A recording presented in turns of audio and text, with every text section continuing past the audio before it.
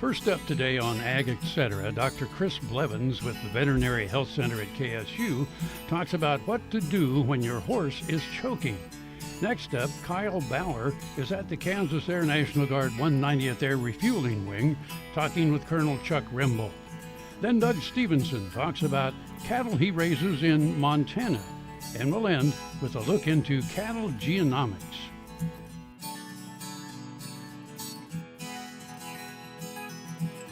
Closed captioning brought to you by Ag Promo Source. Together we grow. Learn more at agpromosource.com. Watch AGam in Kansas online at agaminkansas.com. This segment brought to you by Kansas Regenerative Medicine. Your stem cells, your health, your life. Hello and welcome to Horsing Around. I'm Dr. Chris Blevins at Kansas State University Veterinary Health Center. And today we're going to talk about a topic that a lot of people may have to deal with their horses, and it can make for a very anxious time for the horse and an anxious time for an owner, and that's esophageal obstruction, also called choke. And so when a horse chokes, it's not necessarily that they get something lodged in their throat latch, but it is getting stuck food material in their throat or in their esophagus, which is the tube that attaches from their throat latch down into their stomach.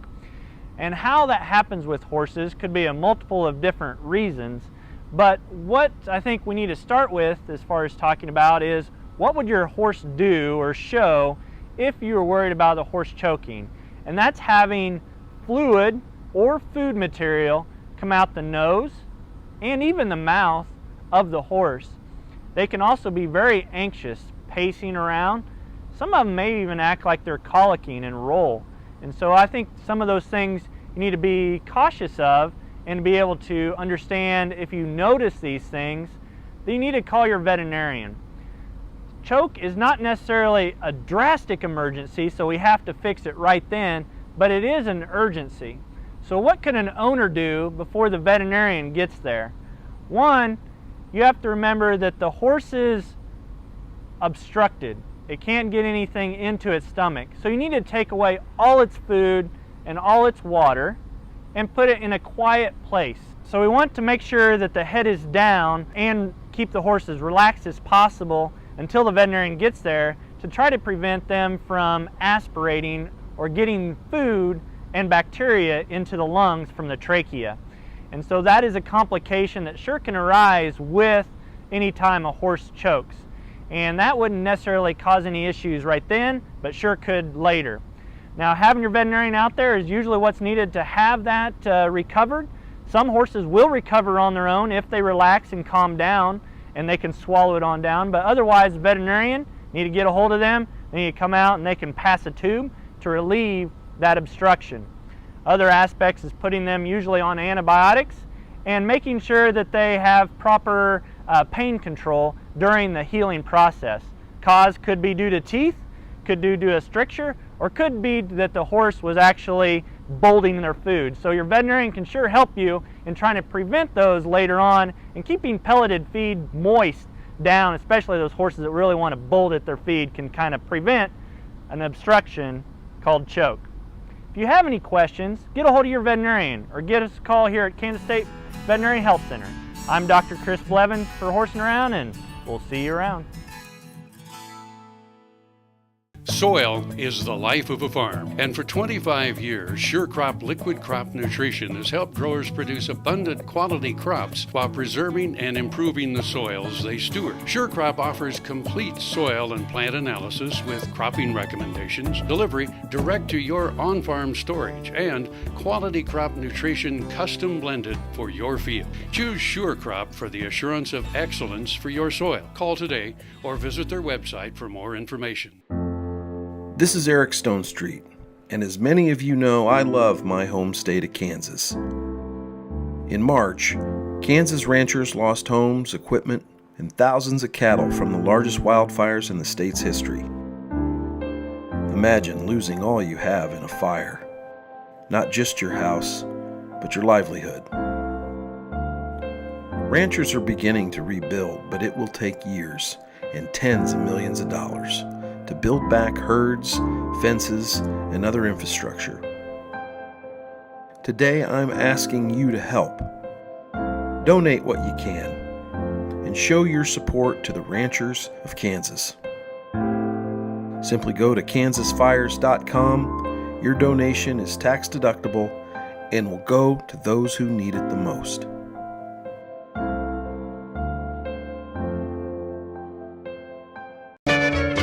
Ag Promo Source is a unique group of marketing specialists with one mission: help your ag business grow. Each affiliate has their own area of expertise, and they work together to bring you advice, products, and services. To get started, visit agpromosource.com. Ag Promo Source. Together we grow. This segment brought to you by Kansas Wheat. Learn more at rediscoverwheat.org.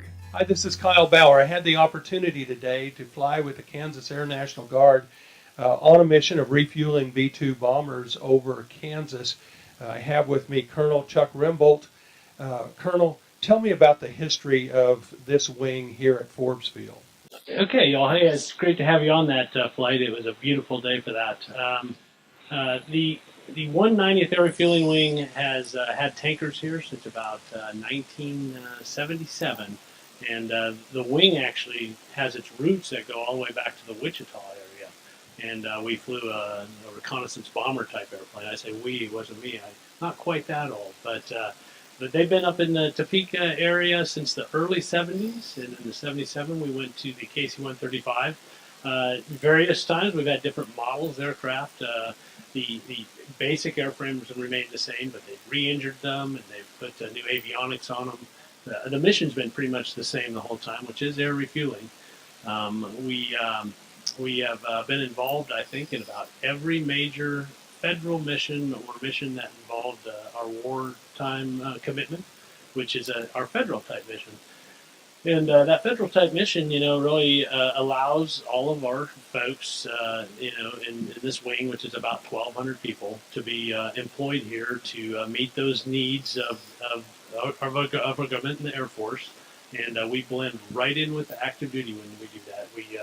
It's a concept called the total force concept. So I've deployed in the Middle East several times, and when we get over there, we're with several other units from around the country, and some of them are active duty, some of them are reserve, some of them are guard, and we get together. It's almost like we've flown together all our lives. We use the same techniques, we've got the same airplanes. It's a total force concept. It's wonderful, but what we get that out of Kansas is those 1,200 people that are here. Most of them are here most of the time. I mean, we do deploy, but when they're here, we answer Kansas's national emergencies, whether it be an ice storm or a tornado or a flood or something like that. So it's been a really, really good relationship that's the same across the whole United States with the National Guard wing. So it works pretty well.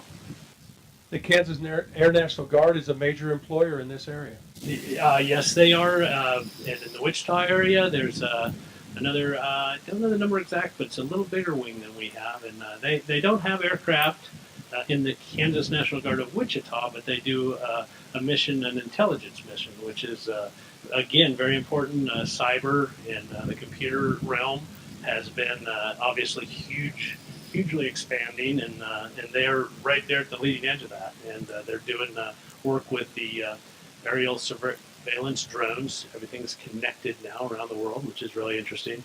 And then the other mission that they have, which is fantastic, is they work with the cyber and the different computer systems that we have, and they help keep our systems safe, and they monitor them and they maintain them and different things like that. We're visiting with Col Chuck Remboldt today. We are in Topeka at Forbes Field. This is Kyle Bauer reporting. Valley Vet Supply is devoted to providing information and professional quality products at reasonable prices. ValleyVet.com, ValleyVet.com, Valley Vet Supply. I'm Rexanne Struve, veterinarian in Western Iowa. I have a veterinary clinic and started doing stem cell therapy on dogs in August of 2014. And after the first 2 dogs, after 3 weeks, I saw such dramatic results. I said, hey, I have arthritis, I have joints, really need this help. Where can I go to get this done?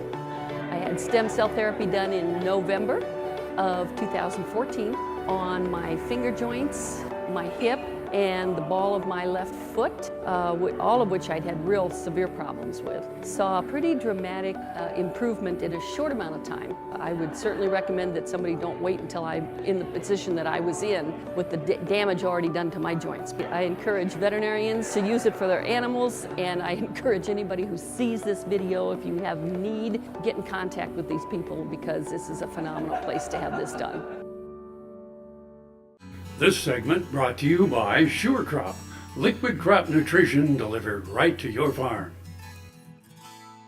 Hi, this is Kyle Bauer visiting with Col Chuck Remboldt about our mission today. We refueled B-2 bombers. You know, so much happened, and it was really an experience of a lifetime for me. Most of the B-roll that the folks are going to see while we visit, I got to take.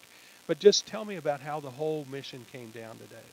Okay, well, these are typical missions that we do day in and day out here, and it is to make sure that we have proficiency and our receiver pilots have proficiency. So today, you know, it started long before today. The two units developed a training plan where they picked out the days and the locations and the altitudes to do this training at. And we do that, you know, on a daily basis. So today we came out here, and of course our behind-the-scenes guys were getting the aircraft ready while you were in listening to some briefings. Our guys in the operations center were calling the receiver pilots, making sure they were all ready to go. And then we kind of gave you an overview. We took off from here, Forbes, and we went westbound to the Dodge City area. The plan was to rendezvous with the V2s at the Dodge City area and then refuel them towards the east. Of course, they're returning to Whiteman Air Force Base in the Sedalia, Missouri area. The Knob Noster, I believe, is the closest city to that base. So we took off. We headed out west. We climbed to 29,000 feet. We had a beautiful day today, so you had a real treat today. It's not always this good, but we do this in all weather. So it is amazing. Sometimes it can get pretty hairy. Sometimes we have to change our plan in the middle of executing because we realize, okay, we got to go a different direction for weather or whatever. But everything was good today. We rendezvoused with them. We were at 29,000 feet when we did the rendezvous. Two of the B-2s showed up initially, and we immediately went right into training with the first guy. He was the first two B-2s were actually on check rides. I don't know if you knew that. So their pilots were getting certified to do the air refueling and making sure that they were proficient. They took some of our gas, which they needed just a little bit because they were going back to Whiteman to do some touch and goes. And as soon as the first one was done, he dropped off, and the next two just kept showing up. We got the next one somewhere about the Wichita area. The first one dropped off and headed to Whiteman. The second receiver was done about the Kansas-Missouri line, and then the third receiver finished just about right over Whiteman. So we just kept driving west. We did that with them all along the way. We're talking to Kansas City Center primarily. They dropped off as they got all their training and what they needed. And then once they were all finished, we turned around and came right back here to Forbes and put her down on the ground. A lot of times when we don't have people on board, reporters and such, we obviously get our training by doing our touch and goes and things like that. So it was amazing to me to watch you keep the speeds exactly the same. The boom does actually hook on, but adjusting that speed was, I watched you feather the throttles, and that is extremely touchy. Yes, and as they come up behind you, it's almost like a wake of a boat that they're trying to go through. You can't see it because it's air, but they also have a wake, which kind of pushes my airplane. So it's kind of a little dancing act we do, and if you do it slowly and under control, it just very small throttle movements and very small control movements on my part creates a stable platform for them to get behind and get connected up. And just like you say, it actually does latch on to each other. Well, this happens daily over Kansas, over the fields of Kansas. We're talking with Col Chuck Remboldt with the Kansas Air National Guard. This is Kyle Bauer reporting. Grain sorghum is one of the most important cereal crops worldwide, and Kansas leads the nation in its production. Over the years, sorghum has been either exported, used in animal feed domestically, or for other industrial uses. Recently, its use in the ethanol market has seen tremendous growth, with 30% of domestic sorghum typically going to ethanol production. Kansas Grain Sorghum is committed to sorghum research, market development, and education. Learn more at ksgrainsorghum.org. Tarwater Farm and Home has been family owned and operated since its beginning in 1978. What you need for farm and agriculture, lawn and garden, clothing and footwear, and so much more. You'll be surprised at what you'll find in this huge store. They have what you need and lots of it. So come take a look. You'll discover that customer service is first and foremost. Always has been with the Tarwaters. Tarwater Farm and Home, 4107 North Topeka Boulevard. This segment brought to you by Kansas Corn. Learn more at kscorn.com. Don't call Basin Angus Ranch a carcass program, or not just a carcass program. The cattle we sell to our customers are used to produce really good quality replacement females. That's been the backbone of our program. When somebody buys a bull from us, they know that they're going to have a bull that's going to raise good quality replacement females. That's what keeps them in business. That's what keeps us in business. But Doug and Sharon Stevenson know that the ultimate goal is to produce beef that meets consumer demand. It's been a long-term approach that it's taken to do that. We don't single trait select. We don't chase extremes. We've been very fortunate to end up with some cattle that rank as at levels that most people would call extremes on the carcass traits. But we did it not by chasing extremes. We did it by continuing to follow our basic core beliefs in easy fleshing, feed efficiency, structural soundness, deep-bodied range cattle. The rancher watches the American Angus Association's data updates every week and evaluates the live animals constantly. His cattle are more the product of study than luck. We started doing structured carcass testing 30 years ago, and it's been something that we've stayed the course with through all that time. Ultrasound has been a great tool, but ultrasound is indicator trait. It's not the direct data. And so, although it is really helpful, we still have to do structured testing. We have to gather all the real world data that we can. And that's key to making progress. The ranch location is different. The next generation is getting involved with more and more decisions, and cooperator herds help build numbers. But for all the changes, teamwork with their buyers has remained constant. We had customers that were figuring out that they needed to differentiate their product. And we had a desire to try and make a positive impact in making cattle that were the superior carcass cattle, but really had all the good things that we need to have for good range cattle.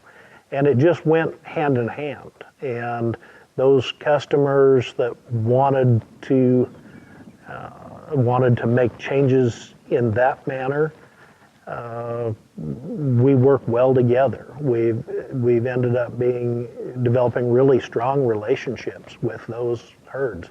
They rely on us, and we rely on them. Basin Angus Ranch received the 2017 Seed Stock Commitment to Excellence Award at the Certified Angus Beef Brand Annual Conference in September. I'm Bob Cervera. KFRM is one of the largest farm radio stations in the nation, dedicated to informing and entertaining rural listeners from northern Oklahoma to southwestern Nebraska. You can catch KFRM in many ways. Of course, 550 on the AM dial, streaming at kfrm.com, or on your smartphone by going to the TuneIn Radio app, or on AGam in Kansas on Tuesdays and Facebook every day of the week. KFRM, tune us in. You'll be glad you did. Hello friends, I'm Ernie Rodina. And I'm Dawn Dawson with the Better Horses Radio Show. For over 9 years, we've been bringing the Better Horses Radio Show to markets all across the Midwest. We talk about God, lots about horses. We talk about cows, we talk about horse health, we talk to top trainers, and we even talk about Roy Rogers. We're having a blast with Better Horses Radio Show and would love to take it to a market near you. So visit our website at betterhorsesradio.com and let us or your local radio station know you'd like to hear it in your area. The Better Horses Radio Show is unbelievable. This segment brought to you by Kansas Soybean Commission. Progress powered by Kansas farmers. Hello and welcome to AGam in Kansas. I'm your guest host Sam Capone, and today we're at the BIF convention in Manhattan, Kansas, and I'm here with Stuart Buck. So Stuart, tell us a little bit about what you do and your job duties. Okay, well thank you. I am with a company called GeneSeek, and we are the world's largest animal genomics testing facility located in Lincoln, Nebraska, of all places. And the job that we do is we take a small sample, a hair sample, a little bit of tissue, perhaps a blood sample. We extract cellular material and DNA, and we do a genomic analysis on that sample. And from the genomic information, we are able to determine the genetic merit of that animal for its future breeding purposes. So Matt, I understand that you have this new business, Embryo One. Embryo One. Tell us a little bit about it. It's basically a business where I receive embryos from embryo practitioners, be it in vivo or in vitro derived, and I can take a little biopsy of the embryo, and we can do several things. We can tell you the sex, or if it's a carrier of a recessive trait, or a full genomic background of what that calf would be if it makes a pregnancy. So how do you work with businesses like Embryo One? So, well, they're a great and very interesting customer. So what they do is they take an embryo and they take some of the cells out of that embryo, they send it to us, we apply a chemical procedure that allows us to make thousands and thousands and thousands of copies of the DNA. And once we have the DNA amplified up, we genotype the DNA and we genotype it to create the genetic evaluation. So why should ranchers or producers want to come and seek this opportunity? For the seed stock producer, it would be attractive to know the sex of the embryo, Definitely. or to know if it's a carrier of recessive trait, if it's a really high pedigree donor, but you don't want to move along with the carrier embryos that she might produce. From a genomic standpoint, with the full genomic background, you could look at embryos and say maybe take the bottom third that don't genetically match what you're chasing and not put those in and not tie up the resources of a recipient animal for 9 months, which in an embryo operation, the hardest, most finite part to put together is the recipient herd. So think about this. The technology allows you to take a few cells from an embryo that's just a few days old, and with the technology, you will be able to make a prediction about the genetic merit of that animal that's equal to growing it up, breeding it to some heifers, and raising their progeny for an evaluation. We save literally years worth of time and thousands of dollars worth of investment. And what are the costs? Typically it's going to add about $150 per embryo, give or take, to your day's production. And then how long does it take to get the results back when you test it? Typically 14 days. 14 days. So that's a pretty quick turnaround then. They do a good job at the lab. So with this great technology and all the great tools it has, do you see an increase in the future that more people will start using it? It's just been an absolute explosion of technology. If I were to, tell you about what comes in our back doors, it's an exponential growth. Part of that is because the cost of the technology to the individual producer is coming down. I oftentimes say to people, in what universe does it make sense that somebody can send me a tail hair sample covered in manure, and in 14 days and for less than $15, I will query the very essence of life and tell them about the future breeding potential of that animal? It makes no sense. But those things all contribute to a broad scale adoption of the technology because it's so powerful for the benefits it can provide. Well, thanks for joining us today, Stuart. My pleasure. Thank you for interviewing me. Closed captioning brought to you by Ag Promo Source. Together we grow. Learn more at agpromosource.com.